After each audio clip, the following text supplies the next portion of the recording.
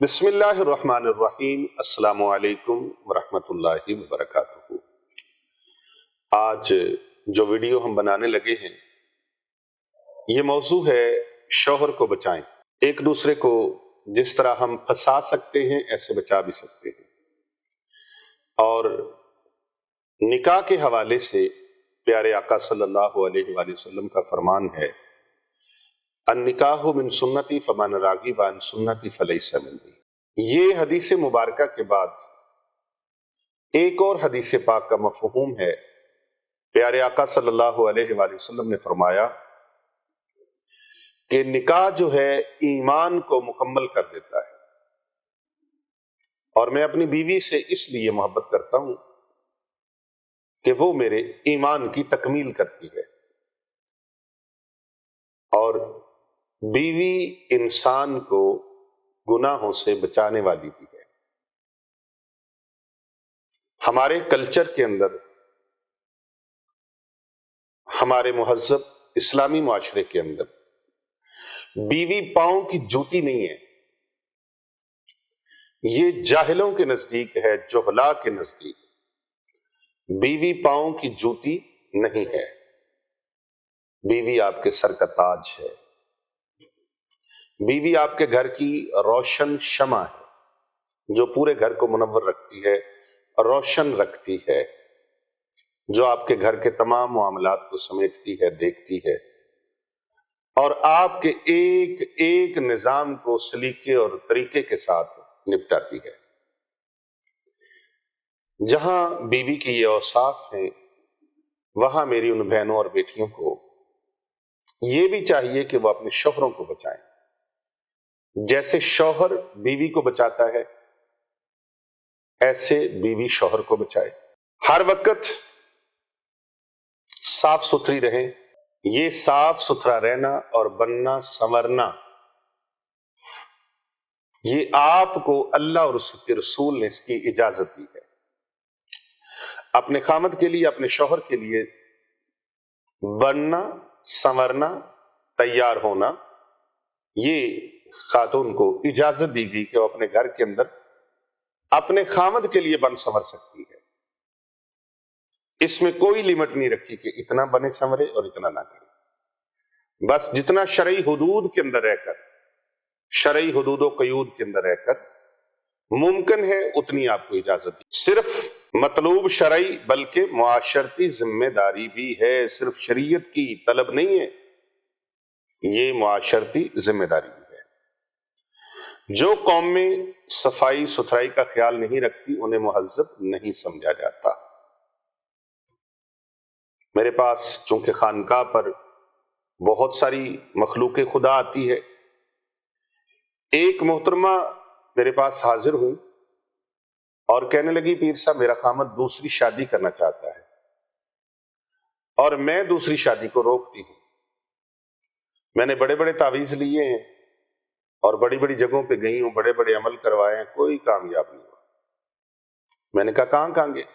انہوں نے بڑے بڑے نامور نام بتائے، بڑی بڑی خانقاہیں بتائیں، وہاں سے بھی تعویذ لے لیے، وہاں سے بھی عمل کروا لیا، وہاں سے پڑھائی کروا دی، کسی نے پڑھائی دے دی۔ میرا خامد بس بضد ہے کہ میں نے دوسری شادی کرنی، اور میں ہر ممکن جتن کر چکی ہوں، لاکھوں روپیہ لگا چکی، کسی خانقاہ پر یہ کیا ہے، کسی آستانے پر یہ کیا ہے، کسی آستانے پر یہ کیا، کسی آستانے پر یہ کیا۔ میں نے کہا آپ کیوں گناہ کما رہے ہیں؟ آپ میری ایک بات مان لیں۔ کہنے لگی ہم آپ کی بات مانیں گے، بڑی سفارشوں اور فرمائشوں کے بعد آپ تک پہنچے، بڑی لوگوں نے تعریف کی آپ کے آستانے کی، آپ کی خانقاہ کی، تو اس خانقاہ پر آئے ہیں اور بڑی امیدیں لے کر آئے۔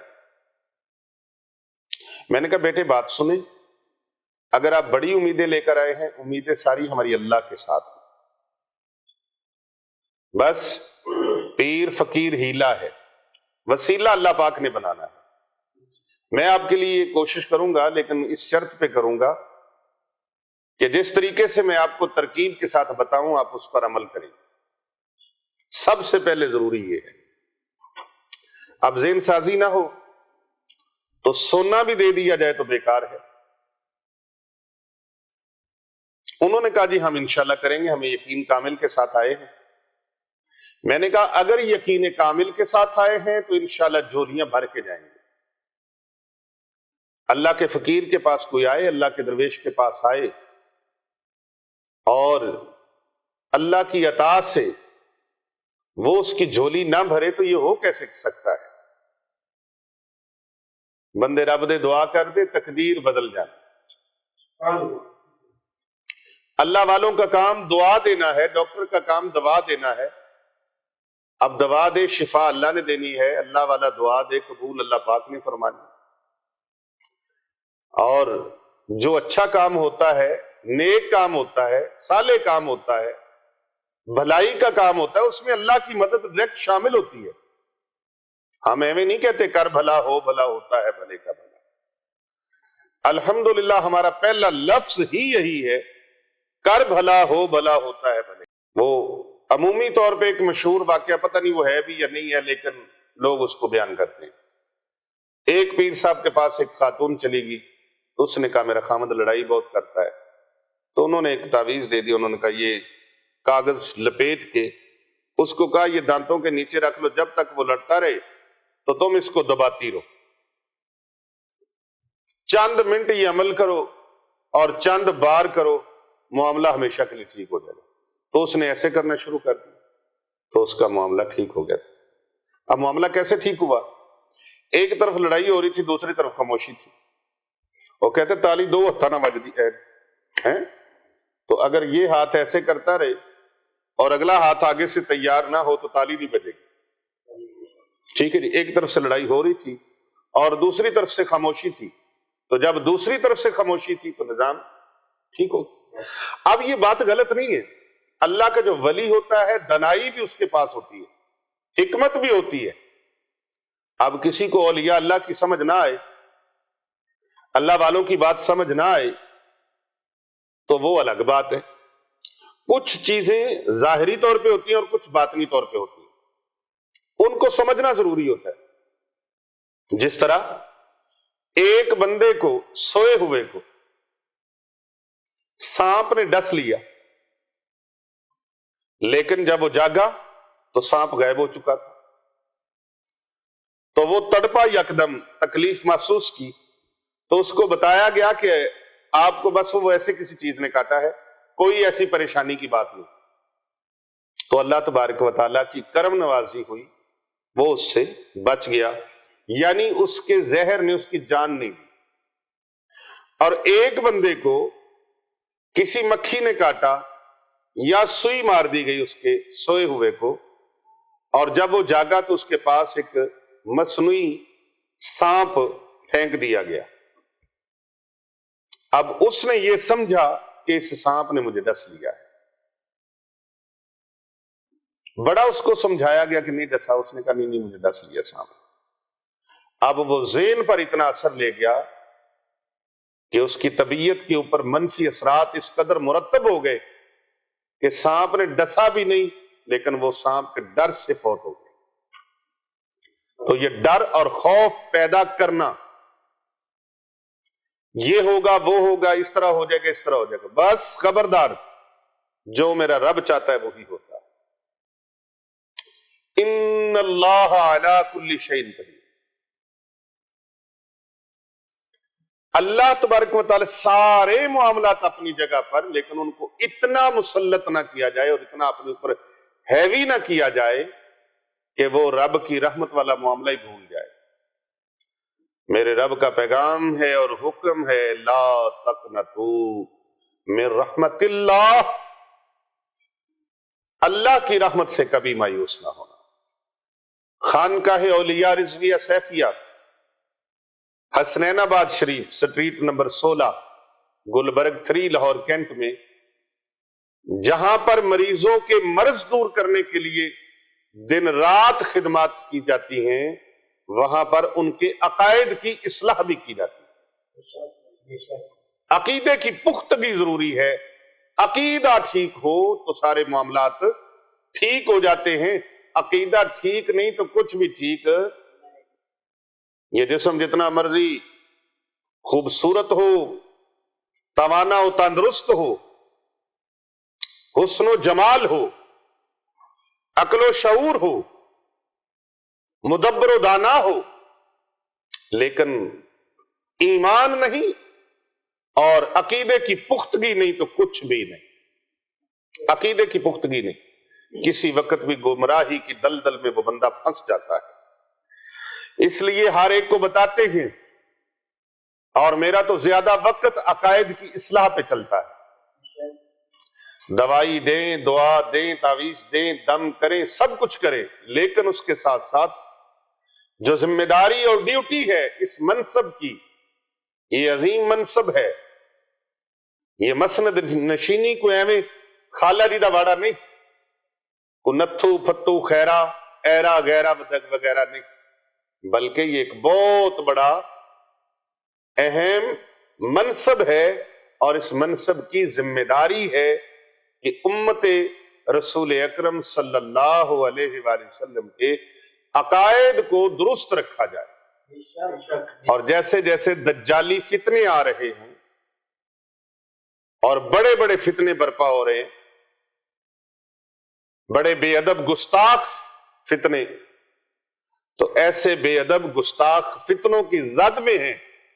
یہاں پر ضروری ہے کہ انسان کی توجہ اللہ اور اس کے رسول صلی اللہ علیہ وآلہ وسلم کی طرف رہے، اور اللہ اور اس کے رسول صلی اللہ علیہ وآلہ وسلم کے ذات گرامی کے ساتھ والہانہ عشق و محبت اور توحید و رسالت کے ساتھ وہ جڑ جائے. اور جڑے گا کیسے؟ جب اولیاء اللہ کی محافل میں بیٹھے گا،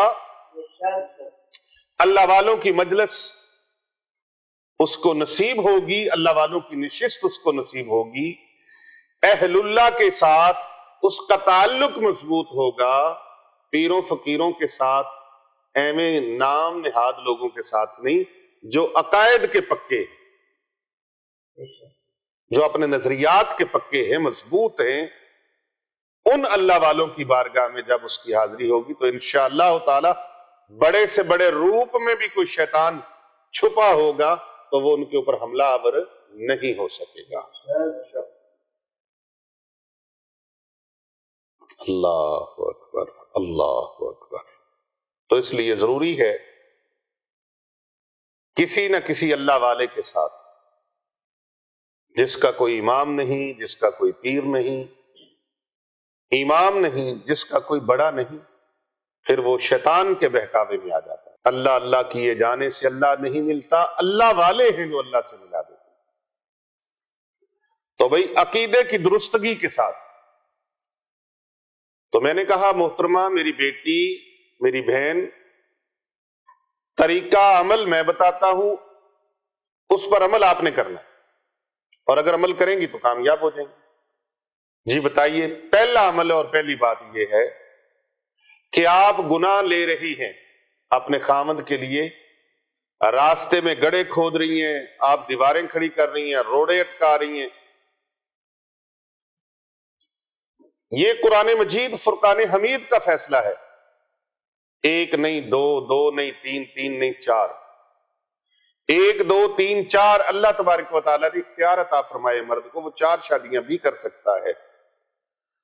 اب اس میں عورت کو نہیں اختیار دیا کہ وہ روک ٹوک کر سکے. یہ روک ٹوک بھی اللہ نے رکھی ہے. اللہ تبارک و تعالیٰ سورہ نساء پڑھیں ترجمے کے ساتھ. اللہ تبارک و تعالیٰ فرماتا ہے کہ اگر ان چاروں کے درمیان، 2 کر لی، 3 کر لی، 4 کر لی، اگر ان کے درمیان آپ انصاف نہیں کر سکتے تو پھر الا واحدہ، پھر ایک ہی رکھو. ایویں پھر خجل خراب نہ ہو، بس ایک ہی رکھو. اچھا کئی لوگاں نو اے بڑی سناون دی حدیث دا مفہوم سنا دے نے بہت زیادہ کہ بھئی سنت ہے 4 شادیاں کر. بھئی سنت تا ہے 4 شادیاں، سنت سے درجہ فرض کا بڑا ہے. یہ نہ ہو سنت پہ عمل کرو فرض رہ جائے. وہ فرض کیا ہے؟ ان کے درمیان حقوق کو پورا کیا جائے. حقوق خامند ہیں خامند کے حقوق، شوہر کے حقوق، تو حقوق زوجین بھی ہیں، بیوی کے حقوق بھی ہیں۔ تو یہ نہ ہو کہ آپ ان کے درمیان انصاف نہ کر سکیں، پھر معاملہ خراب ہو جائے۔ تو یہ فرض ہے ان کے درمیان انصاف کا۔ تو اگر انصاف آپ کر نہ سکے تو سنت کو روتے رہیں کہ سنت میں کر رہا ہوں، آپ کو سنتیں اور بھی کر سکتے ہیں، اور بھی بڑی سنتیں، ان پر عمل کریں۔ داڑھی مبارک رکھیں، چہرے پہ سجائیں، پگڑی سر پہ باندھیں، سنت ہے۔ غریبوں مسکینوں کی مدد کریں، سنت بھی ہے، اللہ تبارک و تعالیٰ کی طرف سے حکم بھی ہے۔ اپنے رشتہ داروں کا، اپنے ہمسایوں کا، پڑوسیوں کا، والدین کا، بہن بھائیوں کا، عزیز و اقارب کا، دوست احباب کا خیال رکھیں، مخلوق خدا کا خیال رکھیں، بڑی سنتیں ہیں۔ وہ ہیں کہ نہیں سنتے ہیں؟ ہاں جی، مسواک کیا کریں ہر نماز سے پہلے، سنت ہے۔ ہاں جی، اور بڑی سنتیں ہیں، زلفیں رکھیں، سنت ہے۔ نماز پابندی سے سنت کے مطابق پڑھا کریں، سنت ہے۔ اچھا اخلاق سنت ہے، لوگوں کے ساتھ اچھے بول رکھیں، سنت ہے۔ تو سنتیں بہت زیادہ ہیں، تو آپ کو سنت صرف یہیں پہ یاد آتی ہے۔ اور اپنی بیوی کو خوش رکھیں، یہ بھی سنت ہے، یہ بھی نبی اکرم صلی اللہ علیہ وآلہ وسلم کی 11 ازواج پاک تھی، تو آقا علیہ السلام سب کو خوش رکھتے تھے۔ ایک بیوی کا خرچہ پورا نہیں ہوتا تو آپ سنت اور بنا رہے ہیں۔ اور کئی لوگوں کی تو کوشش آج کل ہوتی ہے کہ وہ عورت مل جائے جو نوکری پیشہ ہو، کاروبار کرتی ہو، اس کے پاس پیسہ ہو، ٹھیک ہے، پیسہ ہو اچھی بات ہے، لیکن آپ خود گھر میں بیٹھے رہیں اور بیوی کو کمائی کرنے کے لیے بھیجے، تو یہ کیسا ہو گیا بھائی؟ ایسا نہیں ہے۔ اسی طرح میں نے کہا کہ شادی وہ کر سکتا ہے، آپ نے شادی سے نہیں روکنا، آپ ان کو کہیں جناب سرتاج آپ شادی کریں، میں آج کے بعد آپ کے راستے میں رکاوٹ نہیں بنوں، بس مجھے جو حقوق ہیں ان کا ذرا مہربانی فرما کے خیال رکھیں۔ جو بات آپ نے گالی گلوچ لڑائی جھگڑا کر کے کرنی ہے وہ آپ آرام سے پیار سے محبت سے کریں۔ اب شوہر گھر آتا ہے تو آپ طوفان اٹھا دیتی ہیں، باں سر پہ رکھ لیتی ہیں، اللہ اللہ یہ ہو گیا، مینوں لگ گیا پتا، تو وہ نال پینا ہے، تو وہ نال یہ ہے وہ ہے، جڑیاں تو باہر رکھیاں ہوئیاں نے، بنائیاں ہوئیاں نے، جنہ سہیلیاں کل جانا ہے، یہ وہ کیا کہ کیا، اس طرح کے الفاظ۔ تو جب شوہر کے دماغ کے اندر اتنی پریشانی جاتی ہے تو اس کے دل میں میری بیٹی محبت نہیں آتی بلکہ نفرت، اور پہلے سے وہ آپ سے دور ہونا شروع ہو جاتا ہے۔ تو یہ سمجھ لیں کہ شادی وہ نہیں کر رہا، شادی آپ نے ڈنڈا دیا ہوا ہے، بھی شادی کریں، خدا کے لیے اپنے شوہر کو بچائیں۔ اگر آپ بچانا چاہتی ہیں، اس نے غلط فیصلہ کر لیا، کوئی غلط عورتیں، ان میں سے کسی کا انتخاب اس نے کر لیا، اس کو کوئی نہیں پتا کہ سنت کے مطابق شادی کیا ہے، پھر یہ بھی پتا ہونا چاہیے کہ کس طرح کے خاندان کی ہو، کس کیٹیگری کی ہو وہ عورت جس سے شادی کی جائے۔ یہ نہیں کہ ہر ایک کے ساتھ ہی شادی کر لو، اس کے لیے بھی قرآن مجید نے فرمایا ہے کہ تمہاری پسند ایسی ہونی چاہیے۔ تو بیٹے آپ نے اپنے خامند کے جب بھی گھر آئے ان کے پاؤں دھوو، وضو کرواؤ اور ان کے آگے کھانا رکھو، ان کو چائے پانی پیش کرو، اس کے بعد ان کو دباؤ، سر دباؤ، پاؤں دباؤ، خدمت کرو، اور ساتھ ساتھ ہلکے پھلکے انداز سے اپنی سابقہ کوتاہیوں کی معذرت بھی کرو کہ مجھ سے بہت ساری بھولے میں، انجانے میں جو کچھ وادی کٹی ہوگی یہ مجھے معاف کرو۔ آپ اس کے دل پہ راج کرو گے، راج۔ بیوقوف عورتیں جو ہوتی ہیں وہ خامدوں کو غلام بنانے کے لیے ان نام نہاد عاملوں کو اور جعلی ٹھیلے والوں کو لاکھوں پیسہ ان کو دیتی ہیں، اور میں نے یہاں تک دیکھا ہے کہ وہ کہنے لگی کہ ہم نے الو کا قیمہ ہے، الو کے جانور کا، پرندے کا، وہ قیمہ بنوا کے وہ بھی اس کو کھلایا۔ کسی کالے علم والے نے کہا کہ اتنے پیسے دو تو الو منگوائیں گے۔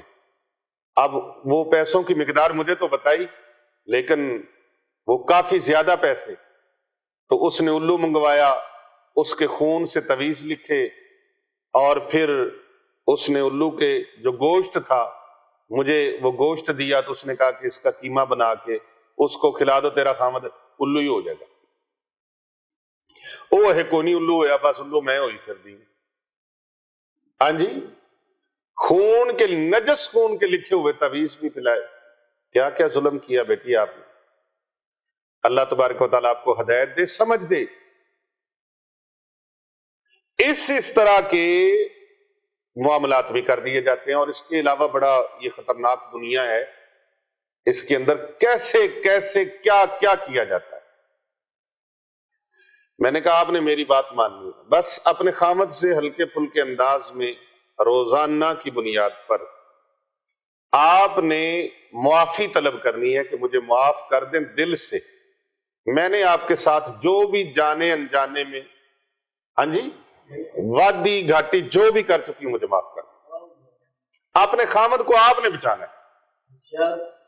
اب وہ کہنے لگی ٹھیک ہے جی، باتیں اس کو سمجھ میں آنے لگی، ذہن سازی ہونے لگی، تربیت ہونے لگی۔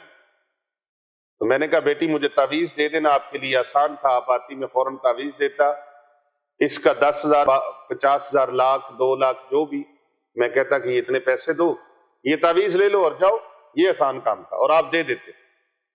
لیکن جو میں نے آپ کو سمجھانے کے لیے گھنٹہ سر کھپایا ہے، اپنی مغز کھپائی کی ہے، یہ اپنے رب کو راضی کرنا،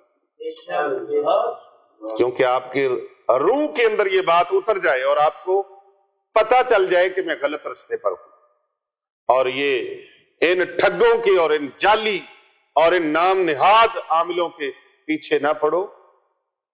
آپ اللہ والوں کے پاس آؤ تو اللہ والوں سے بات وہی ملے گی جو اللہ اور اس کے رسول۔ آپ نے چند دن یہ عمل کرنا ہے، اور اس کے ساتھ میں نے ان کو ایک عمل دیا سورہ اخلاص کا، 100 مرتبہ سورہ اخلاص اور 100 مرتبہ درود پاک، اللہم صلی علی محمد وعلی آل محمد، 100 بار درود پاک اور 100 مرتبہ سورہ اخلاص، 100 بار سورۃ اخلاص اور 100 بار درود پاک، یہ 2 چیزیں یہ پڑھ کے آپ نے پانی کے اوپر دم کرنا ہے، آپ نے خود دم کرنا، اور میں یہ تعویذ آپ کو نقش دے رہا ہوں، وہ نقش میں نے فتوحات لاریبیہ اور فتوحات غیبیہ کا وہ نقش ان کو دے دیا کہ اس کو آپ موم جامع کر کے لیدر میں مڑوا لیں، کسی تانبے چاندی میں پیتل میں نہیں مڑوانا۔ تعویذات کا سردار تعویذ جس کی سند مولا کائنات حضرت امیر المومنین مولا علی شیر خدا کرم اللہ وجہ الکریم سے، اور میرے مرشد مبارک یہ نقش بڑے کمال کا یہ نقش ہے، یہ عطا فرماتے تھے فتوحات لاریبیہ اور فتوحات غیبیہ کے لیے، ہر کام میں فتح ہوتی، وہ نقش دے دیا۔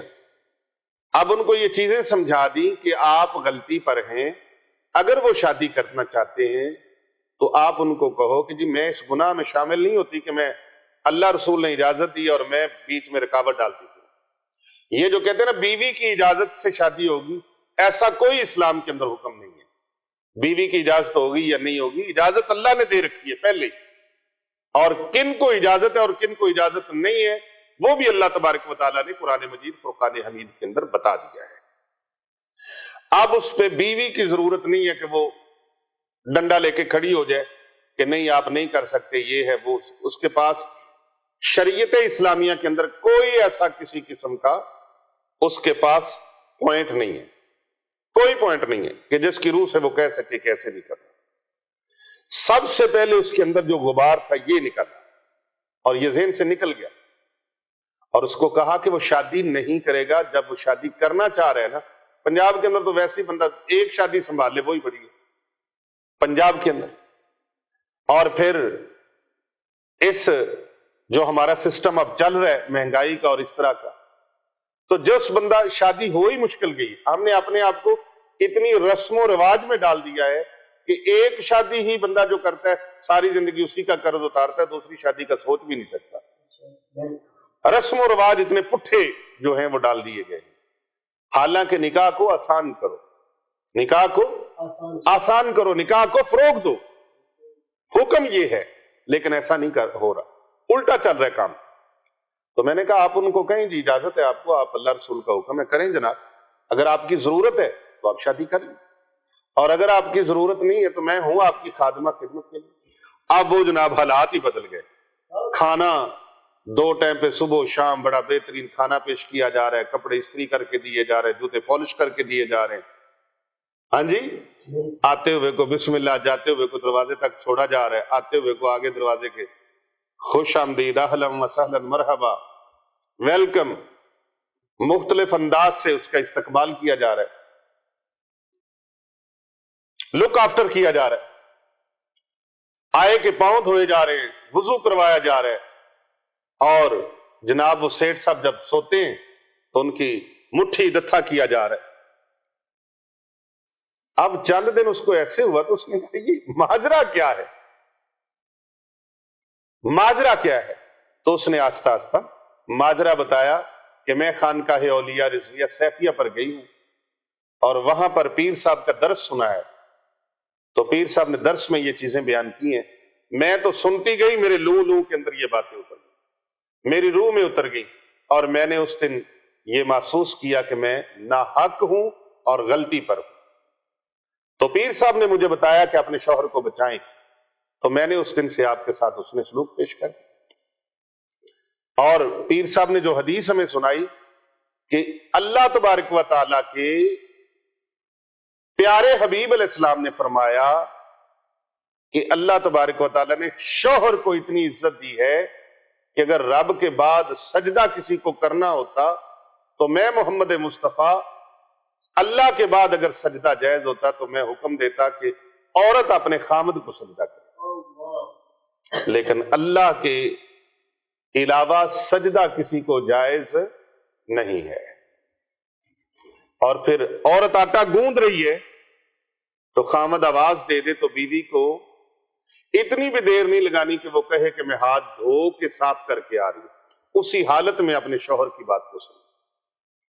انہوں نے کہا جی ادھر سے بس وہ درس سنا, اللہ نے دل کی دنیا بدل دی. اس نے کہا اللہ کی بندی تیرے دل کی دنیا بدلی ہے تو جا پھر میرے دل کی بھی دنیا بدل دی. تیرے جیسی اتنی محبت کرنے والی, اتنی خدمت کرنے والی بیوی ہے نا, تو مجھے کیا ضرورت ہے کوئی اور کرنے.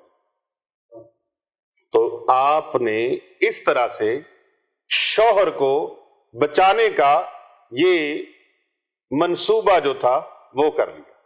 تو جس طرح شوہر کو بیوی بچا سکتی ہے, ایسے خامد بھی اپنی بیوی کو دیگر معاملات میں بچا سکتا. دوسری چیز جو ہے ہمارے ہاں وہ خواتین میں, جو مرد حضرات خاص طور پہ آفسز میں, کارخانوں میں اور دیگر دفاتر میں کام کرتے ہیں, مارکیٹوں میں کام کرتے ہیں یا مارکیٹنگ کرتے ہیں, ان خواتین کو بلکہ سب کو یہ چاہیے کہ جب خامد کے لیے بننا, سنورنا, سجنا شریعت اسلامیہ نے ان کے لیے جائز قرار دیا ہے, تو وہ ہر وقت بالکل صفائی کا خیال رکھیں, ستھرائی کا خیال رکھیں, اور اپنے بننے سنورنے کا خیال رکھیں. اگر ایسا نہیں تو پھر معاملات اور اس کے نتائج الٹ ہوتے ہیں. اسلام کی خوبیوں میں سے ایک خوبی یہ ہے کہ اپنے ماننے والوں کو نہ صرف ظاہری صفائی بلکہ باطنی صفائی کا بھی حکم دیا جائے. تو اللہ تبارک و تعالیٰ کے پیارے حبیب صلی اللہ علیہ وآلہ وسلم کے پیارے غلاموں, الطہور شطر الایمان, آقا علیہ السلام کا فرمان, صفائی نصف ایمان. مرد حضرات بھی ایک طلاق ہو گئی, ڈیورس ہوئی, صرف اتنی سی بات پر کہ خامد مکینک ہے, خامد مکینک ہے, اور وہ جب گھر آتا ہے تو پیسہ حالانکہ بے بہا بیوی کو دیتا ہے, جو جتنا کماتا ہے. گاڑیوں آج کل کاروں اور بڑی بڑی گاڑیاں, مرسیڈیز اور لینڈ کروزر, پراڈو اور فارچونر اور اوڈی اور اس طرح کی کیسی کیسی گاڑیاں ہیں. ان گاڑیوں والوں کو کیا پتا ہے پرزہ کتنے کا ہے اور کتنے کا نہیں. 1000 کی چیز ہے وہ 10,000 بھی لے لیتے. گاڑی میں کوئی ایک ٹانکا آگے پیچھے ہوا ہے, گاڑی بنانے والے مکینک اس کو کہتے ہیں اچھا بھائی کل آئیں جی یا 2 گھنٹے بعد آئیں, گاڑی کا ٹائم کام ہونے والا ہے, اور وہ ٹانکا جناب لگا دیتے ہیں, اور چاہے وہ جتنے مرضی پیسے لے لیتے ہیں. اچھے لوگ بھی ہیں جو اپنی مزدوری کو صحیح طریقے سے، پراپر طریقے سے، مناسب انداز سے لیتے ہیں۔ لیکن بہت ساری زیادہ جگہیں ایسی ہیں جہاں پر بے بہا مزدوری لی جاتی ہے اور اتنا وہ کام ہوتا نہیں جتنے پیسے لے لیتے ہیں، تو وہ مکینک ٹھیک ٹھاک پیسے کماتا تھا، لیکن اس کی بیوی نے محض اس وجہ سے طلاق لے لی کہ جب تم گھر آتے ہو تو تمہارے سے تیل کی بدبو آتی، تیل کی بدبو آتی۔ حالانکہ سوچنے کی بات یہ ہے، اگر اسلام کو سٹڈی کیا ہوتا، اسلام کا مطالعہ کیا ہوتا، دین کو سمجھا ہوتا، تو پھر ایسا نہ ہوتا۔ دین سے دوری کی بنا پر بدبوئیں آ رہی، تو وہ بدبوؤں کی وجہ سے طلاق ہو گئی آپس میں۔ وہ کسی خاتون نے طلاق اس بنا پر لے لی کہ بدبو آتی ہے، اور کسی مرد نے اس بنا پر بیوی کو طلاق دے دی کہ میں جب بھی آتا ہوں اس سے پسینے کی بدبو آتی ہے، اور یہ ان دھوتے کپڑے پہنتی ہے، میلے کچیلے اس کے کپڑے ہوتے ہیں، اور باہر کی عورتیں جو ہے جن میں وہ دلچسپی لیتا ہے وہ بڑی فیشنیبل ہوتی ہیں اور بڑے جدت کے ساتھ ان کی ڈریسنگ جو ہے وہ بڑی سٹائلش اور بڑی خوبصورت، اور اس طرح سے محض ان باتوں کی وجہ سے، نظریات سے نہیں، ان ظاہری چیزوں کی وجہ سے طلاقیں ہوگی۔ تو اس لیے ضروری ہے کہ شریعت اسلامیہ کا رستہ اپنایا جائے، اور سنت مبارکہ یہ ہے الطہور شطر الایمان۔ جس طرح دل کی صفائی ضروری ہے اس طرح ظاہری ٹپ ٹاپ بھی ضروری ہے، اور جس طرح ظاہری ٹپ ٹاپ ضروری ہے اسی طرح دل کی پاکیزگی بھی ضروری ہے، اس کا اہتمام کرنا ضروری ہے۔ دل کو حسد، تکبر، نفرت، گھمنڈ، عداوت، ہرس، رعونت وغیرہ اور برے اخلاق سے جس طرح پاک رکھنا ضروری ہے، اس طرح لباس کو بھی پاک اور صاف رکھنا ضروری ہے۔ اور اگر کوئی گناہ سرزد ہو جائے، نمبر 2، اس گناہ کے گندے اثرات کو زائل کرنے کے لیے توبہ اور استغفار کرنا ضروری ہے۔ قرآن مجید میں اللہ تبارک و تعالی ارشاد فرماتا ہے، ان اللہ یحب التوابین ویحب المتطہرین۔ اللہ تبارک و تعالی بے شک اللہ توبہ کرنے والوں کو پسند فرماتا ہے، اور پاک اور صاف رہنے والوں کو اللہ پسند فرماتا ہے۔ تیسری علامت جو ہے، یہ دونوں چیزیں میں دونوں میاں بیوی کے درمیان کر رہا ہوں کہ خامد بھی ان چیزوں کا خیال کرے، خامد بیوی کو بچائے اور بیوی شوہر کو بچائے۔ نمبر 3، دل کو دنیا اور سامان دنیا کی محبت سے پاک رکھنا۔ جس طرح دل کو پاک رکھنا ضروری ہے سامان دنیا سے، اس طرح بیوی کے لیے بھی اور خامد کے لیے بھی ضروری ہے، اور زیادہ بیوی کے لیے ضروری ہے کہ وہ خامد آتا جائے تو لمبی فرمائشوں کی لسٹ اس کے سامنے نہ رکھ دے، وہ دل میں سوچے میں کیڑی مصیبت میں پہ گیا، اتنی چیزیں کہاں سے لاؤں، اتنا میک اپ لانا ہے، اتنا فلان لانا ہے، اتنا یہ کرنا ہے، اتنا وہ کرنا ہے۔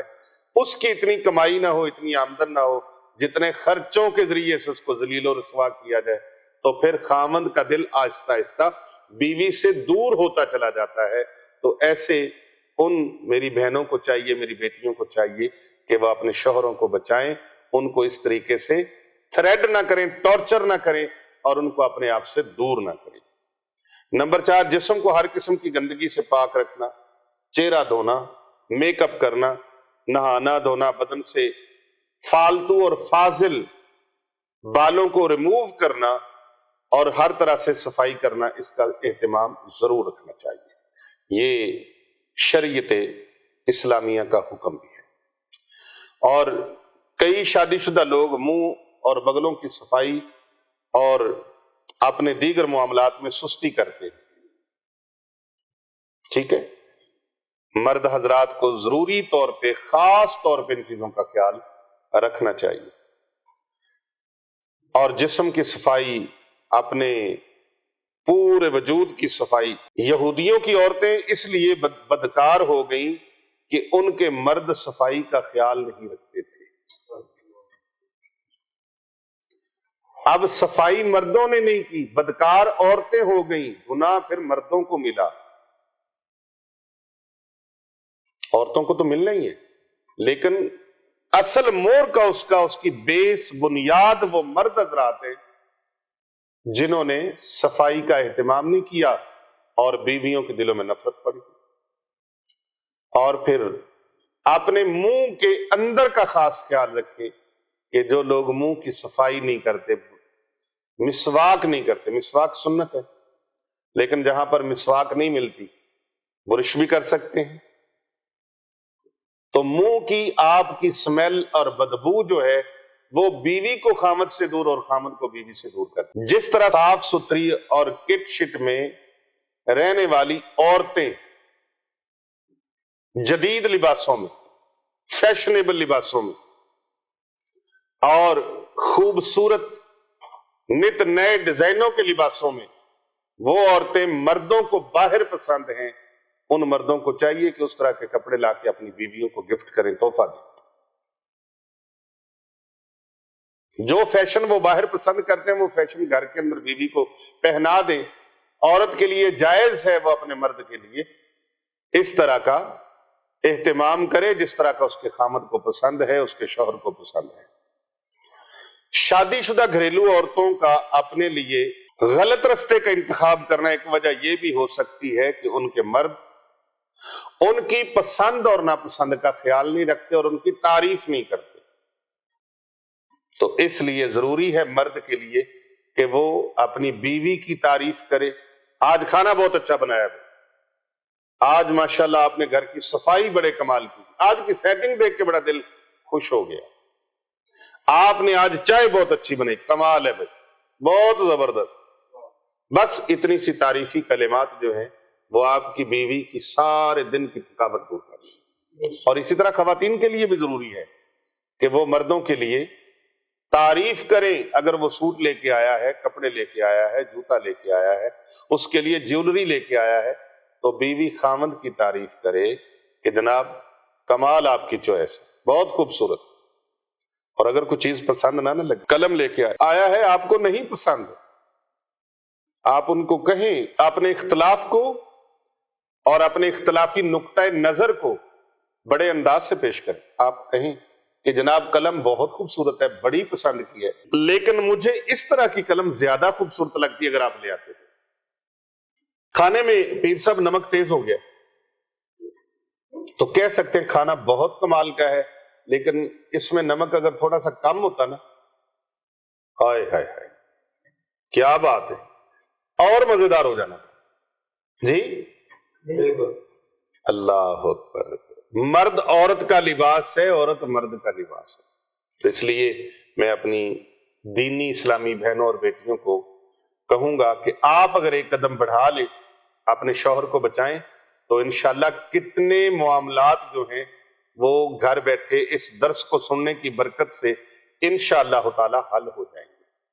آپ کو ویڈیو اچھی لگی ہو تو زیادہ سے زیادہ لوگوں تک شیئر کریں، فارورڈ کریں، اور جو عمل میں نے بتایا ہے سورہ اخلاص کا، سورہ اخلاص 100 مرتبہ اور درود پاک 100 مرتبہ، تو اس کو آپ پڑھ کے اگر کسی کے گھر میں اس طرح کا لڑائی جھگڑا فساد نافرمانی اور دنگا ہے، جادو وغیرہ نہ ہو، لوگوں کی انگلیاں اور چوک پا کی وجہ سے بھی لڑائیاں بڑی پڑتی ہیں، انگلیاں لگانے والے نا بڑی، پہلے زمانے میں لوگ ایک دوسرے کے گھر آگ لینے چلے جاتے تھے، ماچسیں نہیں ہوتی تھی، تو ایک دوسرے کے چولہے سے آگ لے کے نا، چمٹے ہوتے تھے تو اس کے اندر یا کسی برتن میں آگ لے کے آتے تھے تو اپنے گھر میں آگ جلا کے کھانا بنا لیتے تھے۔ اب ایک دوسرے کے گھر سے آگ لینے نہیں جاتے، اب ایک دوسرے کے گھر میں آگ لگانے جاتے ہیں، اور کئی ایسے خاندان کے اندر لوگ ہوتے ہیں وہ سارے گھر والوں کو لڑوانے کے بعد کہہ رہے ہوتے ہیں میری کوشش تو ہے یہ کہ آپ سارے کٹھے رہ پائیں، جھگڑا نہ ہی ہوئے، جھگڑا کروانے کے بعد کہتا ہے یا کہتی ہے بیوی۔ یہ مردوں میں بھی بیماریاں عورتوں میں بھی ہیں، نہ مرد فرشتے ہیں نہ عورتیں فرشتے ہیں، تو کئی ایسے، یہ سارے گھروں میں ایسے نمونے ہوتے ہیں، خاندانوں میں بھی ہوتے ہیں، تو وہ کہہ رہے ہوتے ہیں کہ میری کوشش تو ویسے ہے سی کہ اپنا اتفاق اتحاد نہ ٹوٹے اور آپ اکٹھے ہی زندگی گزاریے، لیکن کی کریے مجبوری ان آگ لا جو بیٹھے ہیں، تو کئی لوگ اس طرح کی آگ لگاتے ہیں۔ آپ نے ایسے لوگوں کی وجہ سے گھر کا ماحول خراب ہو جائے، جادو بندش جنات سایہ وہ ہو تو اس کا الگ ٹریٹمنٹ آپ اپنا کروائیں اور کریں۔ اس کے لیے ہمارے یوٹیوب چینل پہ بہت ساری ویڈیوز ہیں، آپ وہاں سے دیکھیں، آپ کو اجازت ہے۔ اور اگر کوئی اس طرح کی آگ لگانے والوں کا فتنہ پھیلا ہوا ہے تو آپ اتنا عمل کریں گے انشاءاللہ تعالی اس عمل مبارک کی طاقت سے آپ کے گھر کی رونقیں اور خوشحالیاں وہ لوٹ آئیں گی، روٹھی ہوئی خوشیاں واپس آ جائیں گی۔ آپ اپنے شوہر کو منائیں، بیوی اپنے شوہر کو منائے اور خامد اپنی بیوی کو منائے۔ اپنا خیال رکھیے گا۔ السلام علیکم ورحمۃ اللہ وبرکاتہ۔